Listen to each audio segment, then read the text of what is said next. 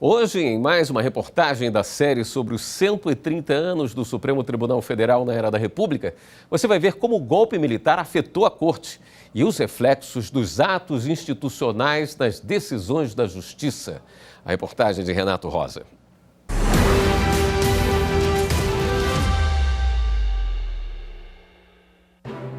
A posição de cada prédio é estratégica.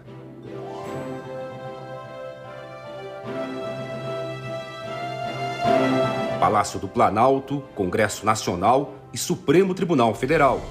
Todos harmônicos, independentes. É a mais pura representação dos poderes da República. Mas nem sempre foi assim. O golpe de 64 tornou essa relação conturbada. O novo regime político privilegiava a autoridade do Estado em relação às liberdades individuais e o poder executivo em detrimento dos poderes legislativo e judiciário. 1º de abril de 1964, os militares retiraram João Goulart da presidência da República. Tiveram diversas prisões ilegais naquele momento. Então, muitas pessoas, como ainda existia o direito de habeas corpus, entraram com habeas corpus, com processos judiciais, enfim, para se verem liberados justamente das acusações. Nesse cenário de tensão, um caso emblemático marcou a atuação do Supremo no início do regime: o julgamento de um habeas corpus em favor de Mauro Borges Teixeira, então governador de Goiás, ameaçado de impeachment e prisão pela prática de crimes contra o Estado e a ordem política e social, mesmo após ter apoiado o golpe. Na época, o relator, ministro Gonçalves de Oliveira, concedeu a liminar para que fosse suspensa qualquer providência por parte da Justiça Militar, até que o habeas corpus fosse julgado pelo STF.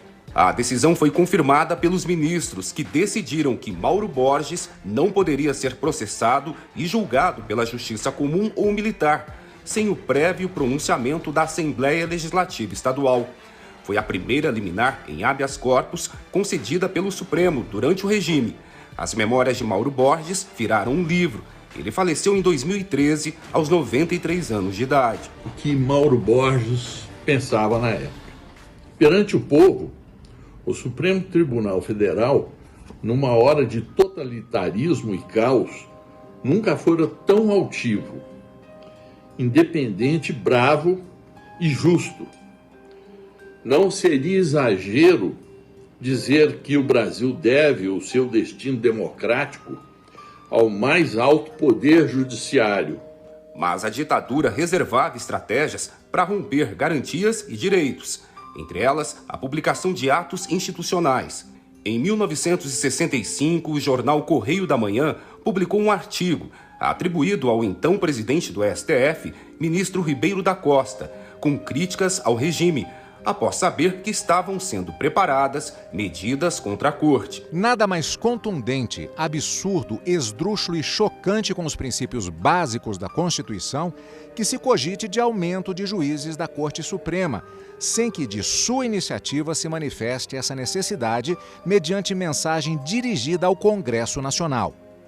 Já é tempo que os militares se compenetrem de que nos regimes democráticos não lhes cabe o papel de mentores da nação, como há pouco o fizeram, com estarrecedora quebra de sagrados deveres.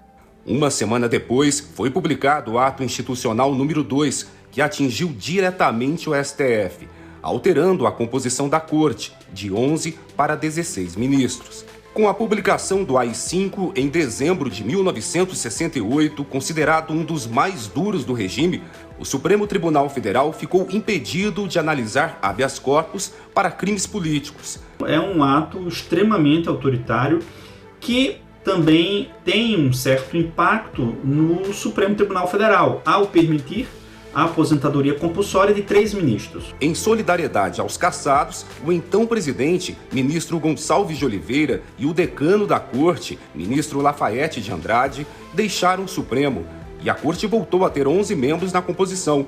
Apenas o ministro Luiz Gallotti não era indicado do regime. Essa relação entre poderes ela fica extremamente prejudicada durante todo o regime militar.